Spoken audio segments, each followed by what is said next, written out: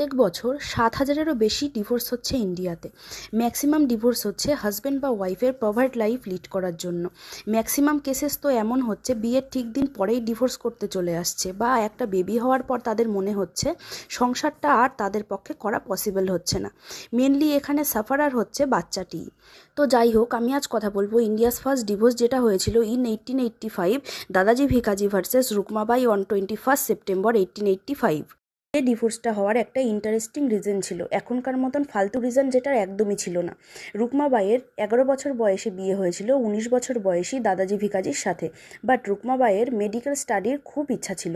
So রুকমাবাই তার step father এবং তার মায়ের সাথে থাকতে শুরু করে, যেটা তার হাজব্যান্ডের একদমই পছন্দ ছিল না। In the meantime in 1885 রুকমাবাইয়ের ওপর তার হাজব্যান্ড রেস্টিটিউশন অফ কনজুগাল রাইটসের কেস করলো, that is Dadaji Bhikaji versus রুকমাবাই।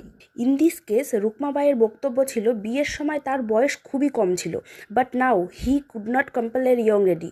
বাকি সবার বক্তব্য ছিল স্টাডি তাকে কারাপ্ট করে দিয়েছে। 1887 কেসের জাজমেন্ট হলো, আর জাজমেন্টে এলো রুকমাবাইকে 6 মাসের সাজা কাটাতে হবে, না হলে তার হাজব্যান্ডের সাথে পুনরায় সংসার করতে হবে। This case caught the attention of the queen Victoria, যিনি ফাইনালি রুকমাবাইয়ের ডিভোর্স অ্যাপ্রুভ করেছিলেন এবং রুকমাবাই ইন্ডিয়ার সেকেন্ড ফিমেল ডক্টর হয়েছিলেন। এবং তার কেসের জন্যই ম্যারেজ কনসেন্টের এজ বাড়িয়ে দেওয়া হয়েছিল, ইন্ডিয়াতে চাইল্ড ম্যারেজের ডিসকাশন শুরু হয়েছিল, মডার্ন ফেমিনিজমের ডিসকাশন শুরু হয়েছিল।